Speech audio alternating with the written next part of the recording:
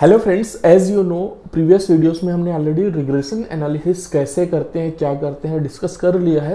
तो इस वीडियो में हम लोग डिस्कस करने वाले हैं रिग्रेशन एनालिसिस से रिलेटेड एक क्वेश्चन लेंगे और उसको फिर हम लोग सॉल्व करेंगे। तो इसका जो कंप्लीट प्लेलिस्ट है उसका लिंक आपको डिस्क्रिप्शन में मिल जाएगा। So let's see the details. मान लो आपके पास क्वेश्चन है, from the following data obtain the two regression equation. तो यहाँ पर इस क्वेश्चन से हमें दो रिग्रेशन इक्वेशन निकालना है, मतलब x is equal to a plus b y और y is equal to a plus b x का वैल्यू क्या होगा वो चीज। तो बेसिकली उसमें हम लोग क्या फाइंड आउट करते हैं, a और b का वैल्यू।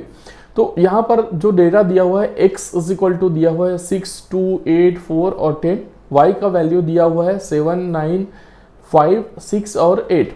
ठीक है, तो इसका हम लोग सॉल्यूशन कैसे करेंगे। तो पहले हम लोग देखते हैं regression equation of y on x। तो सबसे पहले हम लोग y को फाइंड आउट करने के लिए y is equal to a plus b x वाला इक्वेशन हम लोग यूज करते हैं। इसका फार्मूला ये होता है, इसके बारे में हमने प्रीवियस वीडियो में ऑलरेडी डिस्कस किया हुआ है। Summation y is equal to n a plus b summation x और summation x y is equal to a summation x plus b summation x square. तो इसके लिए हम लोग एक टेबल बनाना पड़ेगा। तो सिंपली जो हमारे पास x और y का वैल्यू है वही हमने यहाँ पर लिख दिया हुआ है, 6, 2, 8, 4, 10 और 7, 9, 5, 6, 8। तो सबसे पहले x और y का वैल्यू, मतलब x को मल्टीप्लाई करेंगे हम लोग y से, तो क्या आएगा 6 इंटू 7 ये हो जाएगा हमारे पास 42, 9 इंटू 2 ये हो जाएगा हमारे पास 18, 5 इंटू 8 ये हो जाएगा हमारे पास 46 इंटू 4 ये हो जाएगा 24, 10 इंटू 8 ये हो जाएगा 80। उसके बाद x का स्क्वायर तो क्या होता है, 6 का स्क्वायर क्या हो जाता है 36, 4 का स्क्वायर 2, ये 8 का स्क्वायर हो जाता है 64। उसके बाद फिर 4 का स्क्वायर 16 हो जाएगा, 10 का स्क्वायर हो जाएगा हमारे पास 100। y का स्क्वायर तो ये यहाँ पर 7, 9, 5, 6 और 8 का स्क्वायर लिखना होगा। तो 7 का स्क्वायर होता है 49, 9 का स्क्वायर होता है 81, 5 का स्क्वायर होता है 25, 6 का स्क्वायर होता है 36 और 8 का स्क्वायर होता है 64। अब इन सब का समेशन का भी हमें जरूरत पड़ेगा, तो सबका समेशन देख लेते हैं। 6 प्लस 2 8, 8, 8 प्लस 8 16, 16 प्लस 4 हो जाएगा आपके पास 20, 20 प्लस 10 हो जाएगा आपके पास 30। उसके बाद 7 प्लस 9 हो जाता है 16, 16 plus 5 is equal to 21 plus 6 is equal to 27 plus 8 is equal to ये हो जाएगा आपके पास 35। ये हो जाएगा 8 प्लस 2 10 और ये 4, तो 14 हो जाएगा, बच्चा 1, तो 4 प्लस 1 5, 6, 6 प्लस 4 10, 12 और 8 ये हो जाएगा 20। तो समीशन हो गया 204। 6 प्लस 4 10, फिर 6 प्लस 4 है ये भी 10 हो जाएगा, तो 20 हो गया, बचा 2, तो 2 plus 3 is equal to 5, 5 plus 6 11 और ये 12 हो जाएगा। तो 12 का 2 लिख दिया 1 और 12 का जो 1 बचा हुआ था वो, तो ये हो जाएगा 220। 9 प्लस 1 10 प्लस 5 15 प्लस 6 21 प्लस 4 25 बचा 2, तो 4 plus 2 6 plus 8 14, 14 plus 2 16, 16 plus 3 19, 19 plus 6 is equal to हो जाएगा 25। ठीक है, तो ये हो जाएगा 255। अब यहाँ पर देखो, इन दोनों ही क्वेश्चन में जो जो वैल्यूज चाहिए सबका समेशन हमारे पास यहाँ पर मौजूद है। एक यहाँ पर n का वैल्यू हमें चाहिए होगा, तो n इज इक्वल टू क्या है 1 2 3 4 5, तो n इज इक्वल टू 5 है यहाँ पर। तो सारे वैल्यू हमारे पास मौजूद है, तो इसको सॉल्व कर लेते हैं। तो समेशन y का वैल्यू कितना हो गया, ये 35, तो इसको हमने लिख दिया 35 is equal to n 5 into A को तो ए ही लिखेंगे, प्लस बी को बी ही लिखेंगे, बी इंटू समेशन एक्स कितना हो गया 30, तो इसको हम लोग 30 लिख देंगे। ये मान लो हमारे पास इक्वेशन नंबर 1 हो गया।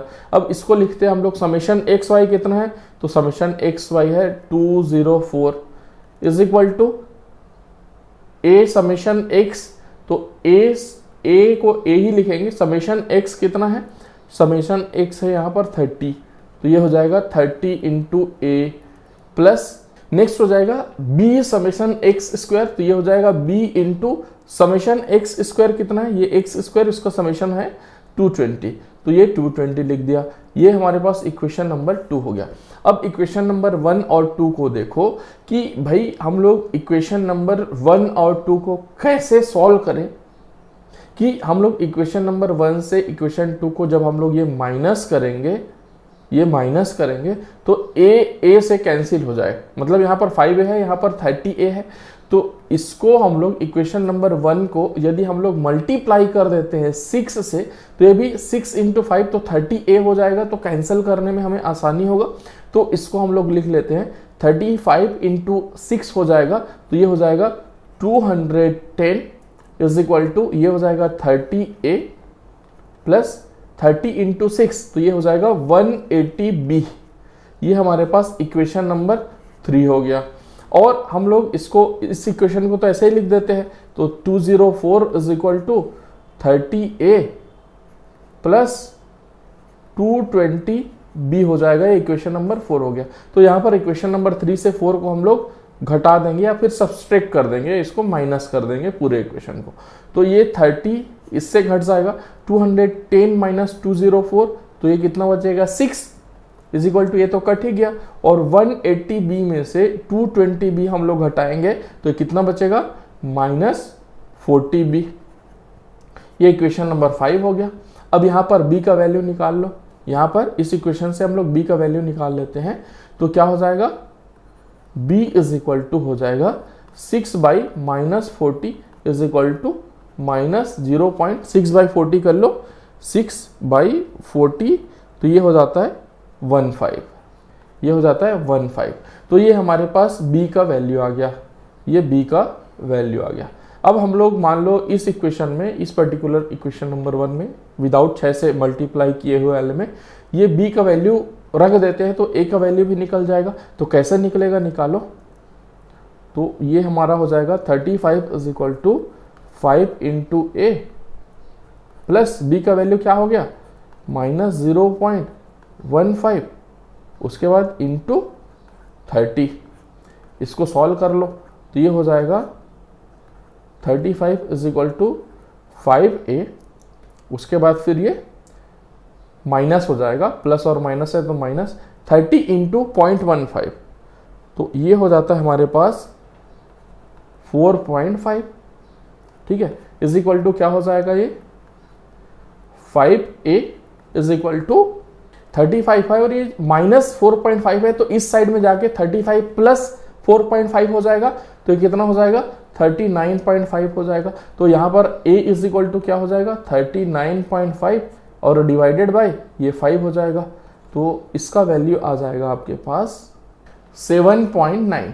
तो ये हमारे पास a का भी वैल्यू आ गया और b का भी वैल्यू आ गया। अब हमारे पास ये इक्वेशन कैसा हो जाएगा, ये पर्टिकुलर इसमें रख दो, y is equal to a plus bx। तो ये इक्वेशन क्या हो जाएगा y is equal to a का वैल्यू हो गया 7.9 प्लस b का वैल्यू क्या है -0.15 इंटू x।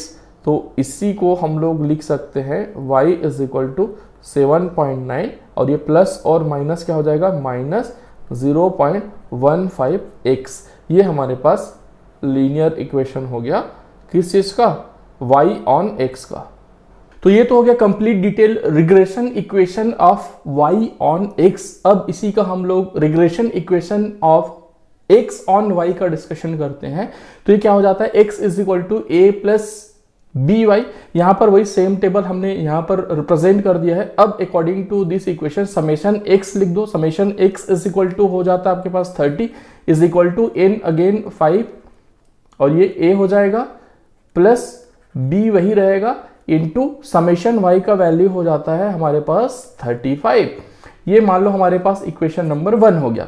अब इस इक्वेशन को देखो तो समेशन x y कितना है 204, तो 204 is equal to a summation y, तो समेशन y कितना है 35, तो ये हो जाएगा 35 into a plus b into summation Y square. तो यहां पर समेशन वाई स्क्वायर कितना है 255, तो इसको हम लोग लिख देंगे 255। ये मान लो इक्वेशन नंबर 2 हो गया।